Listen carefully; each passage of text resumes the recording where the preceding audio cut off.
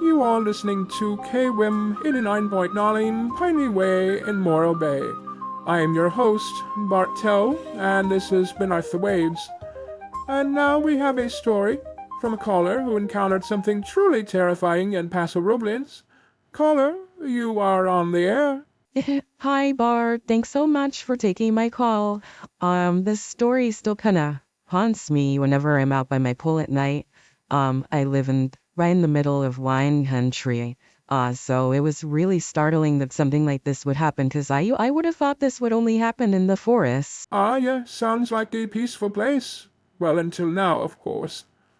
Paso is quite lovely. I have never heard of a skinwalker or Wendigo in this particular area, so go ahead and tell us what happened. Well, it was late summer, and I had some friends over for a barbecue, and we spent the evening by the pool, surrounded by grapevines, and just enjoying the warm night air. Around midnight, everyone headed inside, but I decided to stay out by the pool for just a little bit longer, just to take in the quietness of the area. I had only moved here about 3 years ago with my husband and my son, and we were just kind of getting to know new people in the area, and we are just trying to, propagate our fields and our vineyard. So sometimes at night I just like to sit out by myself and just take it in. It's so much better than being in congested Los Angeles.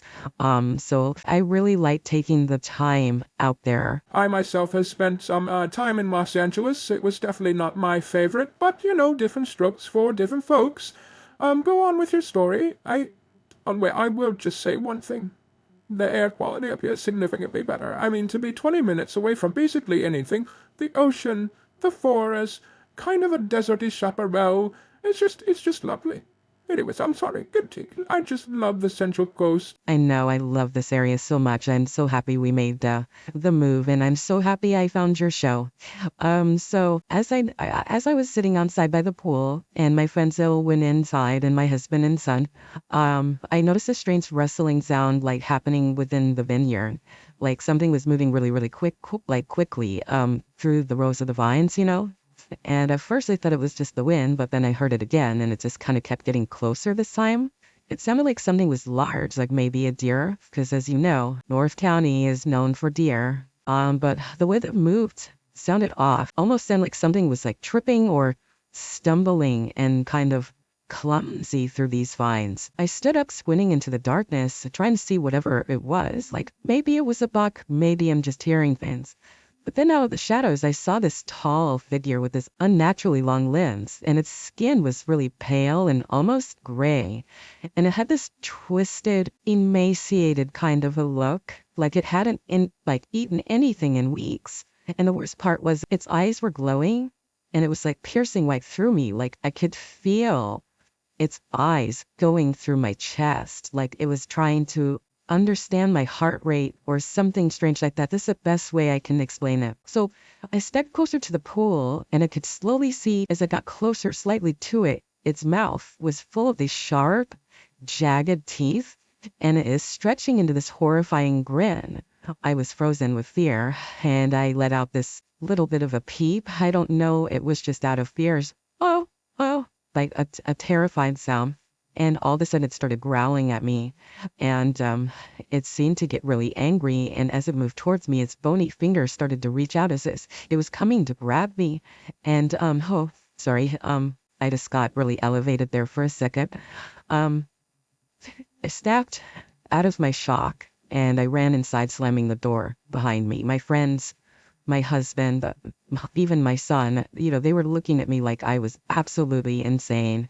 And then I tried to explain to them what I saw, and that I knew that I saw it. It wasn't a human. It was something evil, and it felt old, and it felt menacing. Everybody kind of laughed. It was kind of degrading at one point in time because nobody would believe me. They thought I was like pulling some kind of a trick or party gag, and I've been known to do that before and exaggerate a little bit, especially during Halloween, but like this wasn't during Halloween. I had no reason to try to scare anybody, and why would I want to try to scare myself in my home? That wouldn't make sense. Like, why would I want to do that?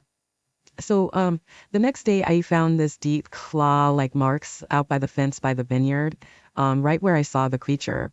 I haven't stayed outside alone since, but because I still get these like chills whenever I think about those eyes. And my husband, he's gone out there a few times with the shotgun.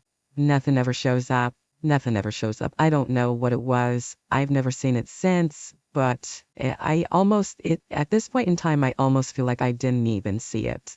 Just because everyone around me is telling me that I didn't. But I know I did, Bart. I know it happened. I have no doubt that you experienced something. In fact, I very much believe that you have, and hopefully your husband will come around and understand that you are telling him the truth. Why these things happen to us we can never really know, and I can't give you any kind of peace or solace about it, but I can tell you that you are not alone. In one respect, I think it's positive that your son, not sure his age, but it's probably a good thing that he knows that this is some kind of a joke, that even if your husband, unfortunately, is saying to him, your mother's just joking with you or something, perhaps for the benefit of your son, that's probably the best. You know, sometimes real things youngsters don't need to know about, so maybe it's better off as a joke. But your husband should definitely support you, throughout all of this, so hopefully he comes around. I wish you luck, and, if you ever start bottling all of those grapes, feel free to send me a bottle. I often wonder, do Wendigos ever wander through the vineyards, tempted by the scent of a good Cabernet?